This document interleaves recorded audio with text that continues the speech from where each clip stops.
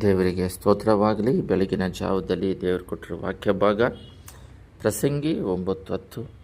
ನಿನ್ನ ಕೈಗೆ ಸಿಕ್ಕಿದ ಕೆಲಸವನ್ನೆಲ್ಲ ನಿನ್ನ ಪೂರ್ಣ ಶಕ್ತಿಯಿಂದ ಮಾಡು.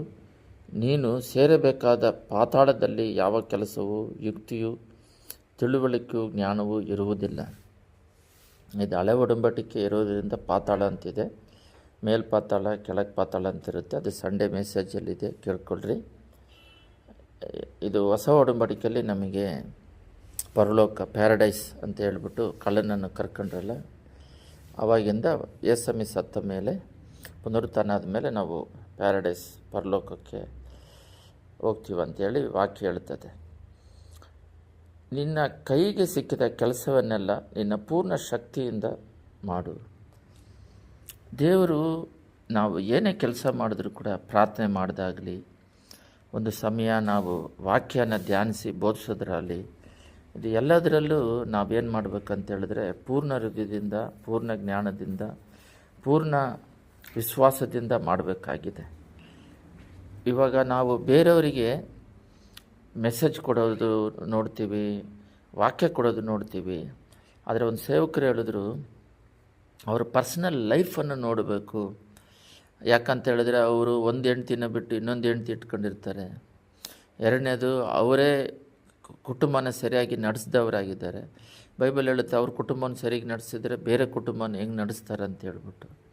ಈ ರೀತಿಯಾಗಿ ಇರ್ತಾರೆ. ಒಬ್ಬರು ಬಂದು ಸೇವಕರು ಹೇಳಿದ್ರು, ಕಾಣಿಕೆಯನ್ನು ರಕ್ತ ಅಂತಿದ್ರು.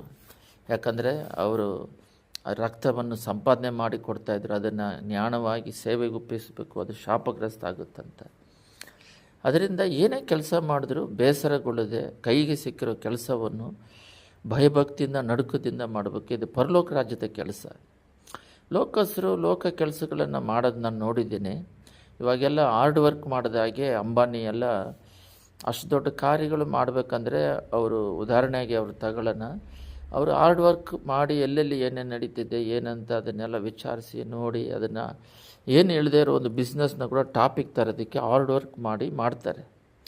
ಆದರೆ ದೇವರ ರಾಜ್ಯವನ್ನು ಕಟ್ಟಬೇಕಾಗಿರೋದು ನಾವು ಅಧಿಕವಾಗಿ ಆತ್ಮಭಾರದಿಂದ ಪ್ರಾರ್ಥನೆಯಲ್ಲಿ ವಾಕ್ಯಗಳನ್ನು ಧ್ಯಾನಿಸೋದಕ್ಕೆ ಸಮಯ ಕೊಟ್ಟು ಅದರಲ್ಲಿ ಬೆಳೆದು ಹೇಳಿದಾಗ ಬೇರೆಯವರ ಹೃದಯಗಳಲ್ಲಿ ಮುಟ್ಟಲ್ಪಡುತ್ತದೆ.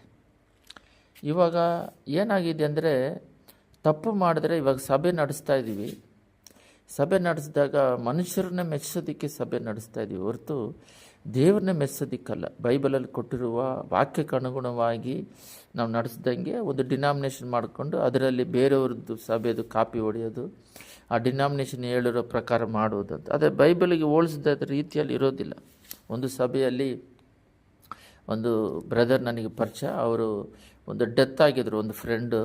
ನಾನು ಹೋಗಿದ್ದೆ, ಅವರು ಹೋಗಿದ್ರು. ಅವ್ರ ತಾಯಿ ಡೆತ್ ಆಗಿದ್ದರು, ನಮ್ಮ ಫ್ರೆಂಡ್ ಅವ್ರ ತಾಯಿ. ತಿಥಿ ಅಂತ ಮಾಡಿದ್ರು. ನಾನು ಅವ್ರನ್ನ ಕರೆದೆ, ಈ ಥರ ಡೆತ್ ಆಗಿತ್ತಲ್ಲ ಫ್ರೆಂಡು, ಅವರು ತಾಯಿ ತಿರ್ಕೊಂಡಿದ್ದಾರೆ, ಅವ್ರು ತಿಥಿ ಮಾಡ್ತಾಯಿದ್ದಾರೆ, ಬನ್ರಿ ಹೋಗೋಣ ಅಂದರೆ, ಇಲ್ಲ ನಮ್ಮ ಸಭೆಯಲ್ಲಿ ಅದು ತಿಥಿ ಮಾಡೋದಿಲ್ಲ, ಡೆತ್ ಆದರೆ ಅವತ್ತೇ ಮುಗೀತು, ಅವ್ರಿಗೂ ಅವ್ರು ದೇವ್ರಿಗೆ ಬಿಟ್ಟಿದ್ದು. ಅದು ತಿಥಿ ಅನ್ನೋದು ಏನೋ ಒಂದು ದೋಷ ಪರಿಹಾರ ಮಾಡೋ ಥರ, ಅದೆಲ್ಲ ಮಾಡೋದಿಲ್ಲ. ನಾವು ಹೋದರೆ ಅವ್ರಿಗೆ ಎನ್ಕರೇಜ್ ಮಾಡ್ದಂಗೆ ಆಗುತ್ತೆ. ನೀವು ಮಾಡ್ತಿರೋದು ತಪ್ಪು.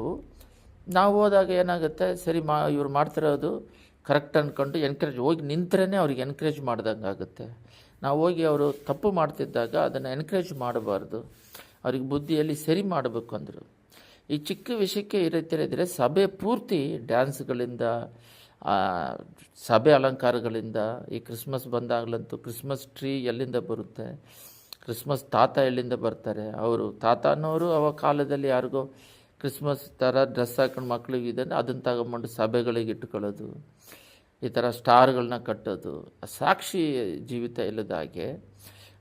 ಅವರು ತಪ್ಪು ಮಾಡಿದ್ರೂ ಅವ್ರಿಗೆ ಎನ್ಕರೇಜ್ಮೆಂಟ್ ಮಾಡೋದು, ಬಿಲ್ಡಿಂಗ್ ಅಲಂಕರಿಸೋದು, ಸಭೆ ಅಲಂಕರಿಸೋದು, ಆತ್ಮ ಅಲಂಕರಿಸಿ ಪರಲೋಕ ರಾಜ್ಯಕ್ಕೆ ಹೋಗೋದು ಒಂದು ಡಸ್ಟ್ ಕೂಡ ಹೋಗೋದಿಲ್ಲ ಭೂಲೋಕದಿಂದ.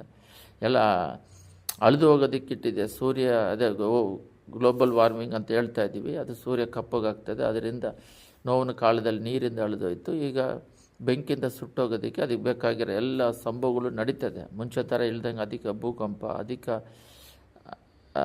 ಮಳೆ, ಸುನಾಮಿಯಿಂದ ನೀರಿಂದ ಅಳಿದು ಹೋಗ್ತಿರೋದು ಮುಂಚೆ ಥರ ಇಲ್ಲ, ಭಯಂಕರವಾಗಿ ನಡೀತಾ ಇದೆ. ಆದರೆ ನಾವು ದೇವರು ಮಕ್ಕಳಾಗಿರುವ ನಾವು ದೇವರು ಹೇಳಿದ ವಾಕ್ಯಕ್ಕನುಗುಣವಾಗಿ ಸಭೆಯನ್ನು ನಡೆಸ್ತಾ ಇದ್ದೀವ? ದೇವ್ರನ್ನ ಮೆಚ್ಚಿಸೋದಕ್ಕೆ ನಡೆಸ್ತಾ ಇದ್ದೀವ? ವಿಶ್ವಾಸಿಗಳನ್ನ ಮೆಚ್ಚಿಸೋ ಥರ ನಡೆಸ್ತಾ ಇದ್ದಾರೆ. ಒಂದು ಜಾಗದಲ್ಲಿ ನಾವೆಲ್ಲ ಸೇವೆ ಮಾಡೋದು ಸೇವಕರಲ್ಲಿ ನೋಡಿದಾಗ ಪ್ರಸಂಗ ಮಾಡ್ತಿರ್ಬೇಕಾದ್ರೆ ವಾಕ್ಯವನ್ನು ಗಪ್ ಚುಪ್ಪಾಗಿ ಕೇಳ್ತಾಯಿದ್ರು. ಆ ವಾಕ್ಯ ಹೃದಯದಲ್ಲಿ ನಾಡ್ತಾ ಇತ್ತು. ಮನೆಗೆ ಬಂದು ಏನು ಹೇಳಿದ್ರು ಅಂತ ಕೇಳಿದ್ರೆ ಚೆನ್ನಾಗಿತ್ತು. ಒಬ್ಬ ಪಾಸ್ಟರ್ ಚೆನ್ನಾಗಿತ್ತು. ಹಂಗಾದರೆ ನೀನು ವಾಕ್ಯ ಕೇಳಿಲ್ಲ, ಚೆನ್ನಾಗಿತ್ತು ಅನ್ನೋದಲ್ಲ, ಏನು ಹೇಳಿದ್ರು, ಏನು ವಾಕ್ಯ ನಿನಗೆ ಮುಟ್ಟಿತು ಅಂತ ಕೇಳಿದ್ರೆ ಕೇಳ್ತಿದ್ರು. ಇವಾಗೆಲ್ಲ ಪ್ರಸಂಗ ಮಾಡ್ತಿದ್ರು, ಅಲ್ಲಿ ಏನೋ ಸೆಲ್ ಫೋನ್ ಇಟ್ಕೊಳ್ಳೋದು, ಏನೋ ಮಾರ್ಕೆಟ್ ಥರ ಕೇಳ್ಕೊಂಡಿರೋದು, ಅದೇನೋ ರಿಲಿಜಿಯಸ್ ಥರ ಆಗಿಬಿಟ್ಟಿದೆ. ವಾಕ್ಯದ ಅನುಗುಣವಾಗಿ ನಡೆಯೋದಿಲ್ಲ, ಸತ್ಯದಲ್ಲಿ ನಡೆಯೋದಿಲ್ಲ. ಈ ರೀತಿಯಾಗಿ ಸಭೆಗಳಲ್ಲಿ ಏನಾಗಿದೆ ಅಂತ ಹೇಳಿದ್ರೆ, ಸತ್ಯದಲ್ಲಿ ನಡೆಯೋದಕ್ಕಿಂತ ದೇವರ ವಾಕ್ಯಕ್ಕೆ ಅನುಗುಣವಾಗಿ ಅವ್ರು ಕೊಟ್ಟಿರೋ ಕೆಲಸವನ್ನು, ಪರಲೋಕ ರಾಜ್ಯದ ಕೆಲಸವನ್ನು ಬೇಸರಗೊಳ್ಳದೆ ಭಯಭಕ್ತಿಯಿಂದ ಮಾಡೋದನ್ನು ಬಿಟ್ಟು ಯಾವಾಗ ನೋಡಿದ್ರು ಗುಣಕ್ಕೊಂಡು ಸೊಣಕ್ಕೊಂಡು, ಒಂದು ಮನೆಯಲ್ಲಿ ಒಂದು ಲೇಡೀಸು ಮನೆ ಕೆಲಸನೂ ಮಾಡ್ತಾರೆ, ಆಫೀಸಿಗೂ ಅವ್ರ ಕೆಲಸಕ್ಕೂ ಹೋಗ್ತಾರೆ. ಈಗ ಭಾನುವಾರ ದಿನದಲ್ಲಿ ಒಂದು 10 ನಿಮಿಷ ಲೇಟಾಗಿ ಒಂದು ಸಭೆ ಈಗ ಲೇಟಾಗಿ ಬರ್ತಾರೆ ಅಂತ ಸೇವಕರಾಗಿರುವ ನಾವೆಲ್ಲ ಕೇಳ್ತೀವಿ. ಆದರೆ ಸೇವಕರಾಗಿರುವ ನಾವು ಸಮಯಗಳನ್ನು ಹೆಂಗೆ ಉಪಯೋಗಿಸ್ತಾ ಇದ್ದೀವಿ? ಒಂದು ದಿನಕ್ಕೆ 4 ಗಂಟೆ ಆದರೂ ಪ್ರಾರ್ಥನೆಯಲ್ಲಿ ಆತ್ಮಭಾರದಿಂದ ವಾಕ್ಯಗಳವರು ಕೇಳಕ್ಕೆ ಬರ್ತಾರೆ. 6 ದಿನ ಲೋಕದಲ್ಲಿ ಇರಿದು ಬರ್ತಾರೆ. 1 ಅವರ್ ಕೊಡುವ ವಾಕ್ಯ ಅವರು 6 ದಿನಕ್ಕೆ ಬೇಕಾಗುತ್ತೆ. ಅವರು ಆತ್ಮ ಬಲ ಹೊಂದೋದಕ್ಕೆ ಬೇಕಾಗಿದೆ. ಅವರು ಆ ಶಕ್ತಿಯುಳ್ಳ ವಾಕ್ಯಗಳನ್ನು ಅವರು ವಿಶ್ವಾಸ ಬಲಪಡಿಸೋದಕ್ಕೆಲ್ಲ ಕೊಡ್ತಾ ಇದ್ದೀವ. ಇಲ್ಲಿದೆ, ನೀವು ನಿನ್ನ ಕೈಗೆ ಸಿಕ್ಕಿದ ಕೆಲಸವನ್ನು ನಿನ್ನ ಪೂರ್ಣ ಶಕ್ತಿಯಿಂದ ಮಾಡು. ಯಾವುದೇ ಕಾರಣಕ್ಕೂ ಪರಲೋಕ ರಾಜ್ಯದ ಕೆಲಸ, ಲೋಕದ ಕೆಲಸಗಳು ಎಷ್ಟು ಟೈಮಿಂಗ್ಸು. ಒಂದು ಡ್ಯೂಟಿಗೆ ಹೋಗ್ಬೇಕಾದ್ರೆ 5 ನಿಮಿಷ 10 ನಿಮಿಷ ಲೇಟಾಗಿ ಹೋದರೆ ಏನಕ್ಕೆ ಲೇಟಾಗಿ ಬಂದು ಹೊರಗೆ ನಿಂದಿರ್ಸ್ತಾರೆ ಅಂತಾರೆ. ಸ್ಕೂಲಿಗೆ ಹೋದರೆ ಲೇಟಾಗಿ ನಿಂದಿರ್ಸ್ತಾರೆ. ಆದರೆ ಒಂದು ಸೇವೆಯಲ್ಲಿ ಮಾಡಬೇಕಂದ್ರೆ ಭಯಭಕ್ತಿಯಿಂದ, ನಡುಕದಿಂದ ಅವರು ಬಂದಿರುವ ಜನಗಳಿಗೆ ಏನು ವಾಕ್ಯ ಕೊಡಬೇಕು, ದೇವರ ಪಾದದಲ್ಲಿ. ನಮ್ಮ ಸೇವೆಯೆಲ್ಲ ಶನಿವಾರ ಮಧ್ಯಾಹ್ನ ಊಟ ಮಾಡಿದ್ರೆ ಭಾನುವಾರ ಮಧ್ಯಾಹ್ನನೇ ಊಟ ಮಾಡೋದು. ಅದು ಏನಂದರೆ ಶನಿವಾರ ನೈಟ್ ಮಾಡೋದಿಲ್ಲ, ಭಾನುವಾರ ಬೆಳಗ್ಗೆ ಮಾಡಲ್ಲ. ದೇವ್ರ ಪಾದದಲ್ಲಿ ಕೂತ್ಕೊಂಡು ವಾಕ್ಯಗಳನ್ನ ಕೇಳಿ, ಅದು 2000ದಿಂದ ಅದು ಹೋಸನ ಮಂದಿರದಲ್ಲಿ ಇದ್ದಾಗ ಹಂಗೆ ಅಭ್ಯಾಸ ಆಗಿಬಿಡ್ತು. ಆ ರೀತಿಯಾಗಿ ನಾವು ಭಯಭಕ್ತಿಯಿಂದ ಕೊಡ್ತಾ ಇದ್ದೀವ. ದೇವ್ರನ್ನ ಹುಡುಕಿ ಬಂದವರಿಗೆ ಆತ್ಮೀಕದಲ್ಲಿ ನಡೆಸ್ತಾ ಇದ್ದೀವ. ಅವರು ಬರುವಿಕೆಗೆ ಸಿದ್ಧರಾಗ್ತಿದ್ದಾರೆ. ಅವರು ವಾಪಸ್ ಲೋಕಕ್ಕೆ ಹೋದಾಗ ಅಲ್ಲಿ ಸೈತಾನ ಇರ್ತಾರೆ. ಅದನ್ನು ಜಯಿಸೋದಕ್ಕೆ ಆತ್ಮ ಬಲದಲ್ಲಿ ಅವರು ಆ ಒಂದು ವಾರಕ್ಕೆ ಬೇಕಾಗಿರುವ ಬಲವಾದ ವಾಕ್ಯ ಭಾಗಗಳಿಂದ ವಿಶ್ವಾಸದಿಂದ ಅವ್ರನ್ನ ನಡೆಸ್ತಾ ಇದ್ದೀವ. ಇವೆಲ್ಲ ನಾವು ನೋಡಬೇಕಾಗಿದೆ. ಯಾಕಂತೇಳಿದ್ರೆ ದೇವರ ಕೆಲಸವನ್ನು ವ್ಯರ್ಥವಾಗಿ ಮಾಡೋದ್ರಿಂದ ಏನಾಗುತ್ತಂದರೆ ಬೇಸರ ಆಗುತ್ತೆ. ಇವಾಗ ಯಾವುದೇ ಒಂದು ಕೆಲಸ ಕೊಟ್ಟಾಗ ಅದನ್ನು ನಾವು ಬೇಜವಾಬ್ದಾರಿಯಿಂದ ಮಾಡಿದ್ರೆ, ಬೇಸರದಿಂದ ಅದನ್ನು ಮಾಡಿದ್ರೆ ನಮಗೇನಾಗುತ್ತಂದರೆ ಅದು ಹೊರೆ ಆಗುತ್ತೆ, ಅದು ಬೇಸರವಾಗುತ್ತೆ. ಆ ಹೊರೆ ಆಗಿ, ಬೇಜಾರಿಂದ ಹೊರೆಯಿಂದ ಬೇಸರವಾಗಿ ಕಷ್ಟದಿಂದ ಮಾಡ್ತೀವಿ. ನಾನು ಕೂಡ ಸಭೆಯಲ್ಲಿ ಏನಾದರೂ ಕೆಲಸಗಳು ಹೇಳಿದಾಗ ಅವರು ಬೇಸರವಾಗಿ ಮಾಡೋದನ್ನು ನೋಡಿದ್ರೆ, ನೀನು ಮಾಡೇ ಬೇಡಪ್ಪ, ಬಿಟ್ಬಿಡು ಅಂತ. ಯಾಕಂದರೆ ಅವರು ದುಃಖದಿಂದ, ಕಷ್ಟದಿಂದ ಮಾಡ್ತಾರೆ. ನಮಗೆ ಒಂಥರ ಬೇಜಾರಾಗುತ್ತೆ. ದೇವರ ಕೆಲಸಗಳನ್ನೆಲ್ಲ ಉಲ್ಲಾಸದಿಂದ ಮಾಡಬೇಕು, ಭಯಭಕ್ತಿಯಿಂದ ಮಾಡಬೇಕು. ನಾನು ಆಂಧ್ರದಲ್ಲಿ 97ರಿಂದ 2007ರವರೆಗೂ ಸೇವೆ ಮಾಡಿಬಿಟ್ಟು ಒಂದು 17 ವರ್ಷ ಗ್ಯಾಪ್ ಬಿಟ್ಬಿಟ್ಟು 2024 ಕ್ರಿಸ್ಮಸ್ ಟೈಮಲ್ಲಿ ಸರಿ ಹೋಗೋಣ, ನಮ್ಮ ಶಿಷ್ಯಂದರು ನಮ್ಮ ಮೂಲಕ ಅದು ರಕ್ಷಣೆ ಹೊಂದಿ ಸೇವೆ ಮಾಡ್ತಿರೋರೆಲ್ಲ ಯಾವ ರೀತಿ ಇದ್ದಾರೆ ಅಂಥೇಳಿ ಆ ಚಿತ್ತೂರು ತಿರುಪತಿ ಪಟ್ಟಣಕ್ಕೆ ಹೋದಾಗ 200 ಜನ ಮಾಡೋದನ್ನೆಲ್ಲ ನಾವು ನೋಡೋಣ ಅಂತ ಹೇಳ್ಬಿಟ್ಟು ಅಷ್ಟು ದೂರ ಹೋಗ್ಬಿಟ್ಟು ನೋಡಿದಾಗ ಅಲ್ಲಿ ಅವರು ಯಾವ ರೀತಿ ಮಾಡ್ತಾಯಿದ್ದಾರೆ, ವಿಶ್ವಾಸದಲ್ಲಿ ಇದ್ದಾರೆ, ಭಯಭಕ್ತಿಯಿಂದ ಇದ್ದಾರೆ, ಯಾವ ರೀತಿ ಇದ್ದಾರೆ ಅಂತೇಳ್ಬಿಟ್ಟು ಅಷ್ಟು ಹೋಗಿ ನೋಡ್ಬೇಕಂತೇಳಿ ಓದಿ ನೋಡಿದಾಗ ಅಲ್ಲಿ ನಾವು ಮಾಡಿದ್ದು, ಅಲ್ಲಿ ತಿರುಗಿದ್ದು, ಆಲ್ನೆಟ್ ಪ್ರೇಯರ್ ಮಾಡಿದ್ದು, ಅದು ನಾವು ಯೇಸನ್ನ ಮೀಟಿಂಗಿನ ಕಾಣಿಕೆ ತೆಗೆದೇ ಮಾಡಿದ್ದು ಎಲ್ಲನೂ ಜ್ಞಾಪಿಸ್ತಾ ಇದ್ದಾರೆ ನಮಗೆ. ನೀವೆಲ್ಲ ಅಲ್ಲಿದ್ದಾಗ ಇಷ್ಟು ಹೊರೆ ನೈಟ್ ಪ್ರೇಯರ್ ಮಾಡ್ಬೇಕಾರೆ 10 ಗಂಟೆ ಆದರೂ 3 ಗಂಟೆ ಆದರೂ ಈ ಥರ ಎಲ್ಲ ಮಾಡಿದ್ರಿ ಅಂತ. ಆ ರೀತಿ ಮಾಡಿದ ಪ್ರತಿಫಲದಿಂದ ಎಷ್ಟೋ ಜನ ನಿಮ್ಮಿಂದ ನಾವು ಈ ರೀತಿ ಬಿಡುಗಡೆ ಆಯಿತು, ಈ ಥರ ಚೆನ್ನಾಗಿದ್ದೀವಿ ಅಂತ ಹೋಗಿ ನೋಡಿದ್ರೆ ಒಂದು ಕುಟುಂಬ ನಮಗೆ ಎವ್ರಿ ಭಾನುವಾರ ಚರ್ಚ್ ಮುಗಿಸಿ ನಾವು ಊಟಕ್ಕಾಗಿ ಹೋಗೋದಿಲ್ಲ, ಕರೆದು ಮುದ್ದೆ ಕೊಟ್ಬಿಟ್ಟು ಅವರು ಊಟ ಮಾಡಿರಿ ಅನ್ನೋರು. ಮಗ ಬಂದು ರೈಲ್ವೆ ಡಿಪಾರ್ಟ್ಮೆಂಟಲ್ಲಿದ್ದಾರೆ, ಅವರ ಮಕ್ಕಳೆಲ್ಲ ಒಳ್ಳೆ ಸ್ಟ್ಯಾಂಡರ್ಡ್ ಇದ್ದಾರೆ, ಮಗಳು ಬಂದು ಓದೇ ಇಲ್ಲ, ಒಂದು ಒಳ್ಳೆ ಇರೋ ಮಗ ಮದುವೆ ಮಾಡ್ಕೊಂಡಿದ್ದಾರೆ, ಅವ್ರ ಮಕ್ಕಳೆಲ್ಲ ಬಂದ್ಬಿಟ್ಟು ಚೆನ್ನಾಗಿ ಆಶೀರ್ವದಿಸಲ್ಪಟ್ಟಿದ್ದಾರೆ. ನೋಡ್ಬಿಟ್ಟು ಎಷ್ಟು ಸಂತೋಷ ಆಯ್ತಂದರೆ, ಸಂತೋಷಕ್ಕಿಂತ ನನಗೊಂದು ಗೊತ್ತಾಯಿತು, ದೇವರಿಗೋಸ್ಕರ ಒಂದು ಗ್ಲಾಸ್ ನೀರು ಕೊಟ್ಟರೆ ತಕ್ಕ ಪ್ರತಿಫಲ ಕೊಡ್ತಾರೆ ಅಂತ ಹೇಳಿದ್ದಾರೆ. ಆವಾಗ ನಾವು 10 ವರ್ಷ ಏನೇನೆಲ್ಲ ಸೇವೆ ಮಾಡಿದ್ವಿ, ಆವಾಗ ಭಯಭಕ್ತಿಯಿಂದ ಇದ್ದವರು ಈಗ ಬಂದು ಅವ್ರ ಮಕ್ಕಳೆಲ್ಲ ಉನ್ನತವಾದ ಸ್ಥಿತಿಯಲ್ಲಿದ್ದಾರೆ. ಆ ದರಿದ್ರತೆ ಶಾಪೆಲ್ಲ ಹೋಗಿ ಬ್ಲೆಸ್ಸಿಂಗ್ ಸ್ಟಾರ್ಟ್ ಆಗಿದೆ. ಅದು ಎಲ್ಲ ನೋಡಿಬಿಟ್ಟು ಓಹೋ, ಇನ್ನೂ ನಾವು ದೇವರಿಗೋಸ್ಕರ ಮಾಡಬೇಕು ಅನ್ನುವ ಉತ್ಸಾಹ ಬರ್ತದೆ. ಲೋಕದಲ್ಲೇ ಅವರು ಮಾಡಿರುವ ಕೆಲಸಕ್ಕೆ ಅವರ ಮಕ್ಕಳಿಗೆ, ಅವರ ಮೊಮ್ಮಕ್ಕಳು ಬ್ಲೆಸ್ಸಿಂಗಲ್ಲಿ ಇದ್ದಾರೆ ಅಂತ ಹೇಳಿದ್ರೆ, ನಾವು ದೇವರ ಸೇವೆ ಮಾಡಿದವರಿಗೆ, ಸೇವಕರ ಸಂತತಿಗಳು ಸೇವೆ ಮಾಡೋರಿಗೆ ಪರಲೋಕದಲ್ಲಿ ಎಂಥ ಒಂದು ಬಹುಮಾನ ಕೊಟ್ಟಿರ್ತಾರೆ. ಒಂದು ಸೇವಕರು ಹೇಳಿದ್ರು, ಈ ಲೋಕದಲ್ಲಿ ಬರುವ ಕಷ್ಟಗಳೆಲ್ಲ ಪರಲೋಕದಲ್ಲಿ ಸಿಗುವ ಬಹುಮಾನಕ್ಕೆ ಈ ಭೂಮಿಯಲ್ಲಿ ಅನುಭವಿಸುವ ಕಷ್ಟಗಳು ಏನಿಲ್ಲ ಅಂತ ಹೇಳಿದ್ರು.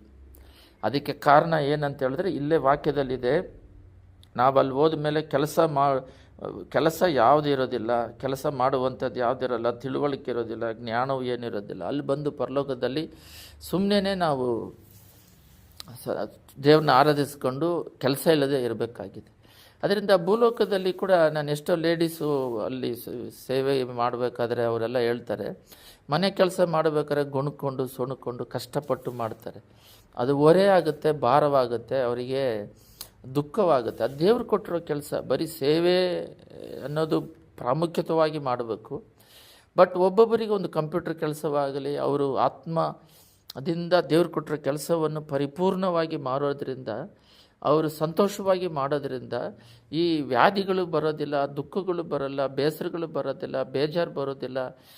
ದೇವರು ಅವ್ರನ್ನ ಅಂಚಲಾಗಿ ಆಶೀರ್ವದಿಸ್ತಾರೆ. ಕೆಲಸ ಮಾಡೋ ಜಾಗದಲ್ಲಿ ಚೆನ್ನಾಗಿ ಮಾಡಿದ್ರೆ ಅವರು ಪ್ರಮೋಷನ್ ಎಲ್ಲ ಕೊಡ್ತಾರೆ. ಅದೇ ರೀತಿ ಕುಟುಂಬದಲ್ಲಿ ಕೆಲಸಗಳು ಮಾಡಿದಾಗ ಒಳ್ಳೆ ರೀತಿಯಲ್ಲಿ ದೇವರು ಅವ್ರನ್ನ ಆಶೀರ್ವದಿಸ್ತಾರೆ. ಈ ರೀತಿಯಾಗಿ ದೇವರು ನಮಗೆ ಉನ್ನತವಾದ ಸೇವೆಯನ್ನು ಕೊಟ್ಟಿದ್ದಾರೆ. ಇದನ್ನು ನಾವು ಭಯಭಕ್ತಿಯಿಂದ, ನಡುಕದಿಂದ ಮಾಡಬೇಕಾಗಿದೆ. ಅದನ್ನು ಬಿಟ್ಬಿಟ್ಟು ನಾವು ಯಾವಾಗ ನೋಡಿದ್ರೂ ಸಭೆಗಳಲ್ಲಿ ತಪ್ಪು ಮಾಡಿದವ್ರನ್ನ ದಂಡಿಸೋದು ಬಿಟ್ಟು, ಎನ್ಕರೇಜ್ ಮಾಡೋದನ್ನು ಬಿಟ್ಟು ಯಾವಾಗಲೂ ದೇವ್ರನ್ನ ಮೆಚ್ಚಿಸುವ ರೀತಿಯಲ್ಲಿ ಮಾಡಬೇಕಾಗಿದೆ. ನಾವು ದೇವ್ರನ್ನ ಮೆಚ್ಚಿಸುವ ರೀತಿಯಲ್ಲಿ ಸಭೆಯನ್ನು ನಡೆಸಬೇಕಾಗಿದೆ. ಅಲ್ಲಿ ಒಬ್ಬರು ಹೇಳ್ತಾರೆ, 6 ದಿನ ಕೆಲಸ ಮಾಡಿಬಿಟ್ಟು ಕಷ್ಟದಿಂದ ಬರ್ತಾರೆ, ಅವರು ಎಂಟರ್ಟೈನ್ಮೆಂಟ್ ಮಾಡಬೇಕು ಅಂತ. ಎಂಟರ್ಟೈನ್ ಮಾಡೋಕ್ಕೆ ಸಭೆಗೆ ಬರಬೇಕಾಗಿಲ್ಲ. ಅವ್ರು ಫಿಲಮ್ ಟಾಕೀಸ್ಗೆ ಹೋಗ್ಬೋದು, ಎಲ್ಲಾದರೂ ಒಂದು ಜಾಗಕ್ಕೆ ಹೋಗ್ಬಿಟ್ಟು ಅಲ್ಲೆಲ್ಲ ಟೈಮ್ ಪಾಸ್ ಮಾಡೋದಿದೆಯಲ್ಲ. ಸಭೆಗೆ ಬರೋದು, ಒಬ್ಬರು ಹೇಳ್ತಾರೆ ಚೆನ್ನಾಗಿ ನಕ್ಕಿದ್ರೆ ಸಂತೋಷ ಇರುತ್ತಂತೆ. ಬಾಯಿ ನಗುತ್ತೆ, ಹೃದಯವು ವೇದನೆಯಲ್ಲಿರುತ್ತೆ. ಆದರೆ ಸಭೆಗೆ ಬಂದರೆ ಅವ್ರನ್ನ ಪರಿಶುದ್ಧತೆಯಲ್ಲಿ ಮಾಡಿ, ಸಮಾಧಾನ ಯಾವಾಗಲೂ ಇರುವಂತೆ, ದೇವರ ಐಕ್ಯತೆ ಇರುವಂತೆ, ವಿಶ್ವಾಸ ಇರುವಂತೆ, ಬೇಸರಗೊಳ್ಳದೆ ತೃಪ್ತಿಯುಳ್ಳ ಜೀವಿತ ಜೀವಿಸುವಂತೆ, ಆನಂದಕರವಾದ ಜೀವಿಸಿ ಅವರ ನಿತ್ಯ ರಾಜ್ಯದಲ್ಲಿ ಇನ್ನೂ ಸಂತೋಷವಾಗಿರೋದಕ್ಕೆ ದೇವರು ಈ ಭೂಲೋಕ ಸೃಷ್ಟಿ ಮಾಡಿ, ಗಂಡು ಸೃಷ್ಟಿ ಮಾಡಿ, ಹೆಣ್ಣು ಸೃಷ್ಟಿ ಮಾಡಿ, ಅವ್ರು ಸಂತೋಷವಾಗಿರಲಿ ಅಂತ ಹೇಳ್ಬಿಟ್ಟು ಒಂದು ಐಕ್ಯತೆ ಕೊಟ್ಟು, ಅವರು ಬೇರ್ಪಡದ ಹಾಗೆ ಅವರಿಗೆ ಕುಟುಂಬ ಕೊಟ್ಟು, ಮಕ್ಕಳನ್ನು ಕೊಟ್ಟು, ಇಷ್ಟೆಲ್ಲ ಕೊಟ್ಟು ಸಂತೋಷವಾಗಿರ್ರಿ ಅಂತ ಕೊಟ್ಟಿದ್ದಾರೆ. ನಮ್ಮ ಯೋಚನೆಗಳು ಈ ಲೋಕದ ಮೇಲೆ ಬಹಳ ಆಕರ್ಷಣೆ ಮಾಡುವ ರೀತಿಯಾಗಿ ಇದೆ. ಲೋಕ ಕೆಲಸ ಮಾಡ್ತಾ ಇದ್ರೂ ಅದು ಒಂದು ಪಾರ್ಟ್ ಅಷ್ಟೇ. ಆದರೆ ಹೆಚ್ಚಾಗಿ ದೇವರಲ್ಲಿ ಇರಬೇಕು. ಯಾಕಂದರೆ ಇದು ನಿತ್ಯ ರಾಜ್ಯಕ್ಕೆ ಕರ್ಕೊಂಡು ಹೋಗುವಂಥದ್ದು. ಇದನ್ನು ಬೇಸರಗೊಳ್ಳದೆ, ದುಃಖ ಪಡೆದಾಗೆ ಸೇವೆ ಮಾಡೋದಕ್ಕೆ, ಉತ್ಸಾಹದಿಂದ ಮಾಡೋದಕ್ಕೆ. ಯಾಕಂದರೆ ನಿತ್ಯ ಕಾಲ ದೇವ್ರ ಜೊತೆಯಲ್ಲಿ ಇರಬೇಕಾಗಿರೋ ಕೆಲಸ, ಬೇರೆಯವ್ರನ್ನ ನಿತ್ಯ ಕಾಲ ನರಕದಿಂದ ಬಾಯಿಂದ ಬಿಡುಗಡೆ ಮಾಡಿ ನಡೆಸುವಂಥ ಕೆಲಸ ಎಷ್ಟು ಭಕ್ತಿಯಿಂದ ಮಾಡಬೇಕು. ಲೋಕಸ್ಥರುಗಳು 8 ಕಾಲ ವರ್ಕ್ ಮಾಡ್ತಾರೆ. ನಾವು ಅಟ್ಲೀಸ್ಟ್ ಒಂದು ಸೇವಕರಾಗಿರುವ ನಾವುಗಳು ಒಂದು 4 ಗಂಟೆ ಆದರೂ 2 ಗಂಟೆ ಪ್ರಾರ್ಥನೆ, 2 ಗಂಟೆ 3 ಗಂಟೆ ವಾಕ್ಯದಲ್ಲಿ ಧ್ಯಾನಿಸಿ ಮರ್ಮಗಳನ್ನ ಬಯಲ್ಪಡಿಸಿ ಮಾತಾಡುವಂಥದ್ದು ಆಗಿರಬೇಕು. ಸುಮ್ಮನೆ ಕಷ್ಟಪಟ್ಟು ಬೇವರು ಸುರಿಸಿ ಬರ್ತಾರೆ, ದುಡ್ಡು ಕೊಡ್ರಿ ಅಂತ ಹೇಳಿ ಕಾಣಿಕೆ ತಗೊಂಡು ಅದರಲ್ಲಿ ನಾವು ಇಷ್ಟ ಬಂದಂಗೆ ಲಕ್ಸುರಿಯಾಗಿ ಜೀವಿಸೋದಕ್ಕೆ ಅಳವಡಿಸ್ಕೊಂಡು ಅವರನ್ನು ಬೇಕಾಗಿರೋ ಆತ್ಮಿಕ ಆಶೀರ್ವಾದ, ಲೋಕದ ಆತ್ಮಿಕ ಆಶೀರ್ವಾದದಲ್ಲಿ ಬೆಳೆದರೆ ಲೋಕಾಶೀರ್ವಾದ ದೇವರು ತೀರಿಸ್ತಾರೆ. ಅದು ಕೆಲಸಗಳೆಲ್ಲ ಮಾಡದೆ ನಿತ್ಯ ರಾಜ್ಯಕ್ಕೆ ನಡೆಸದೆ ನಾವು ಅದಕ್ಕೆ ಬೇಕಾಗಿರೋ ದಂಡಗಳೆಲ್ಲ ಬಹು ಘೋರವಾಗಿರುತ್ತೆ, ಭಯಂಕರವಾಗಿರುತ್ತೆ. ಅದಕ್ಕೆ ಅಲ್ಲಿ ಕೆಳಗಡೆ ಕೊಟ್ಟಿದ್ದಾರೆ ಪಾತಾಳ ಅಂತ, ಅದು ಹಳೆ ಒಡಂಬಡಿಕೆ, ಹೊಸ ಒಡಂಬಡಿಕೆಯಲ್ಲಿ ಪ್ಯಾರಡೈಸ್. ಅಲ್ಲಿಗೆ ನಾವು ಹೋಗ್ಬೇಕಂತ ಹೇಳಿದ್ರೆ ನಾವು ಭಯಭಕ್ತಿಯಿಂದ ನಡುಕದಿಂದ ದೇವರಿಗೆ ನಡ್ಕೊಂಡು ಹೋಗ್ಬೇಕಾಗಿ ದೇವರಿಗೆ ಸ್ತೋತ್ರ ಹೇಳ್ತಾ ಇದ್ದೀನಿ.